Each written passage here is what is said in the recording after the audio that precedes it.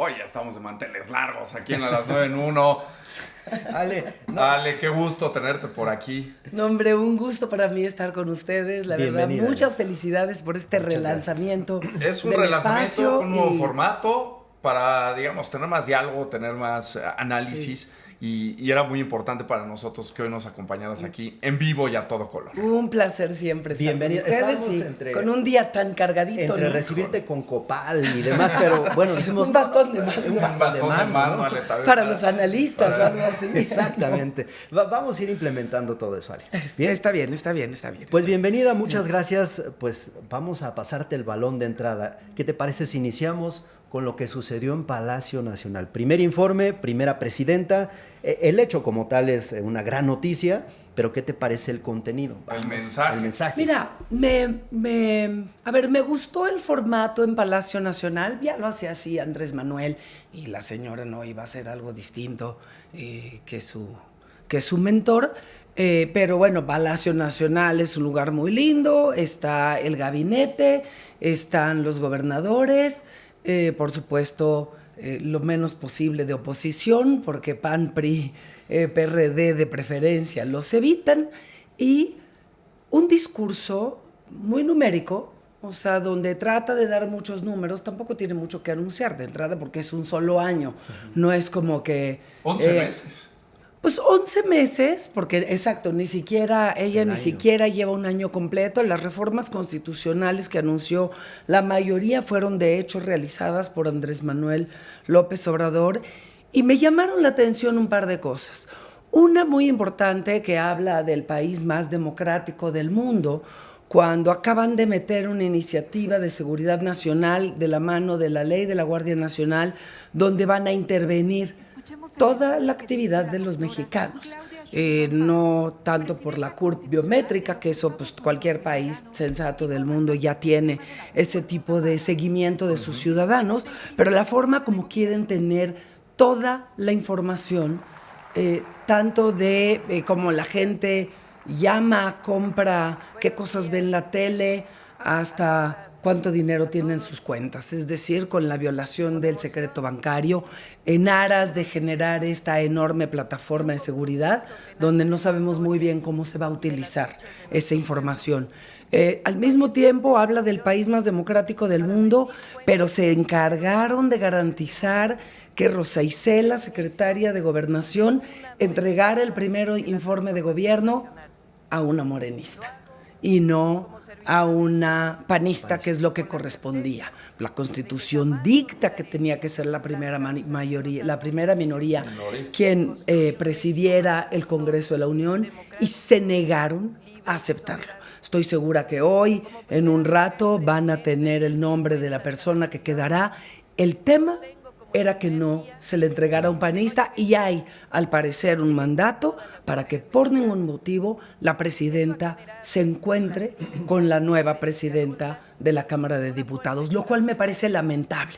Francamente, tienen una mayoría abrumadora, tiene toda la popularidad. No sé qué les resta el poderse sentar y mandar un mensaje de diálogo. El otro gran tema, me parece, fue el tema de Estados Unidos.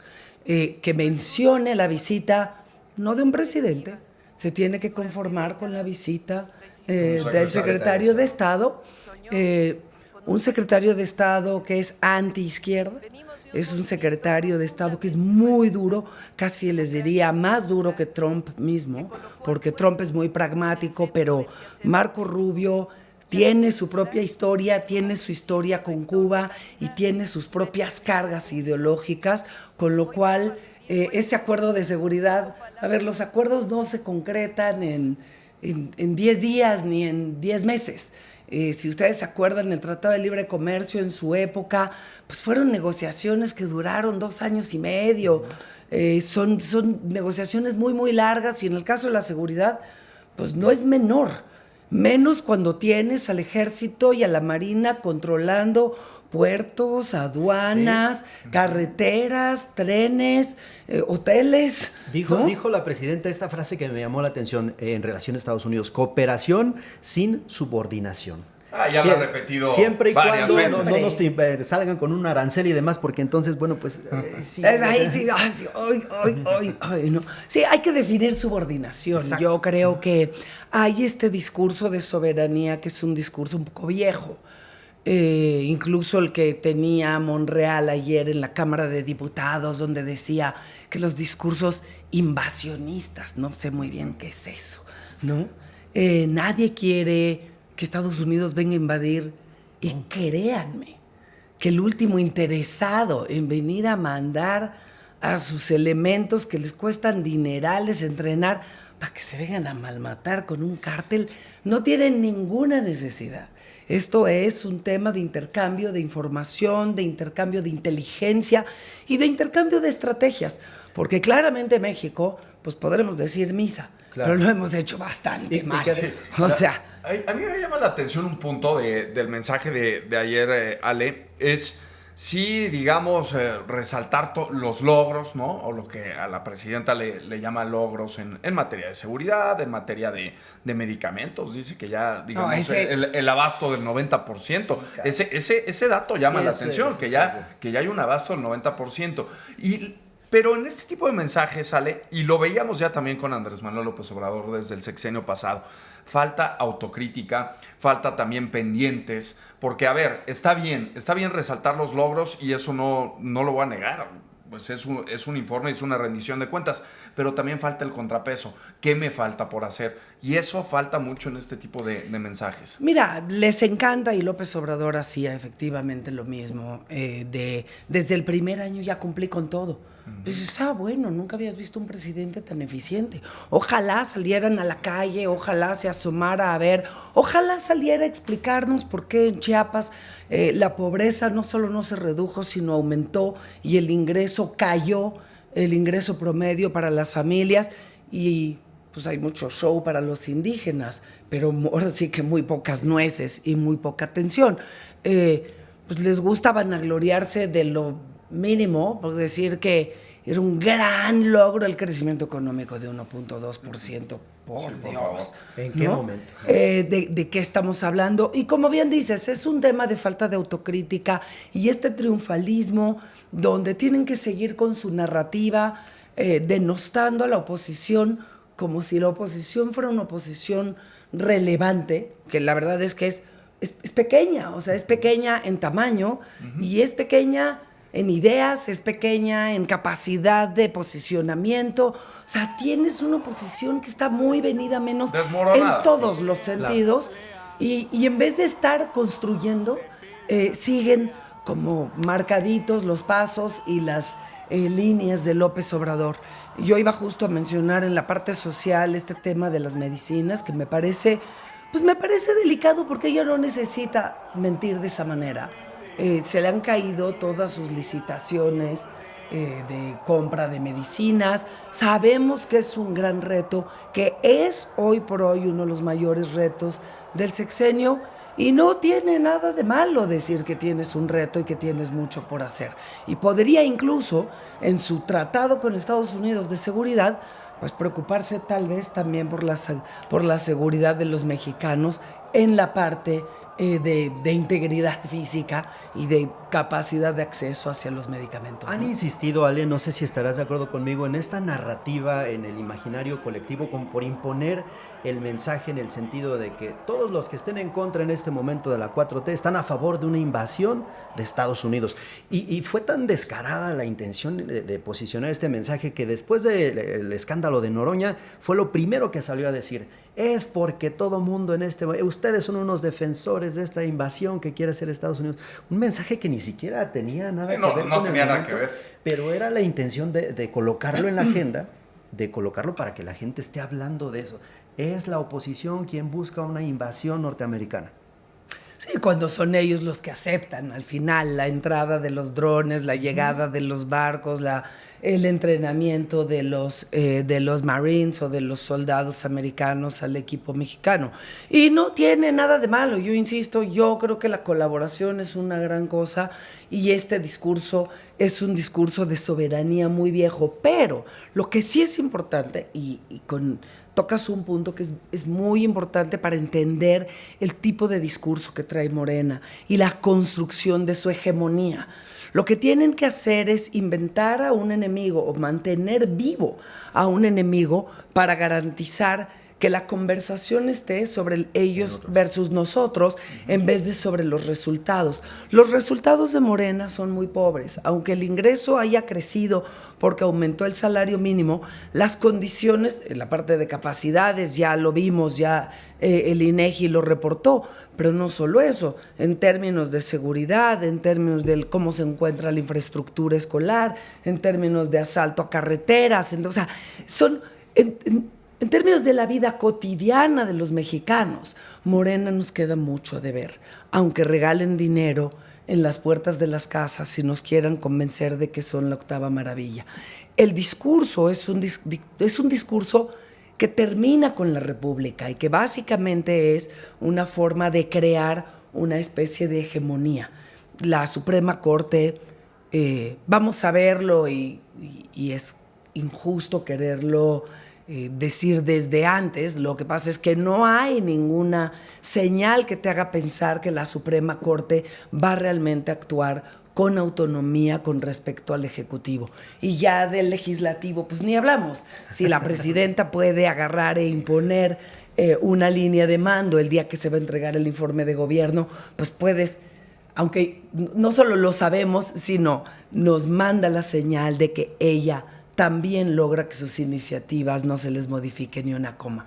Le tocó aprender a mandar a sus diputados, pero parece que en el verano, con un par de ajustes, ya está teniendo mucho más control sobre estas bancadas, por lo menos, ¿no? Ese punto quería tocar contigo, Ale. Tocas un punto y quería entrar en ese tema. Se estaban saliendo del huacal algunos, como se dice coloquialmente, y todo parece indicar que en estas últimas semanas se puso orden al interior de Morena, se puso orden al interior de los mismos partidos aliados a Morena, del Verde, del PT, y lo vemos incluso con todos estos hechos que han sucedido y que han marcado la agenda política y la agenda pública.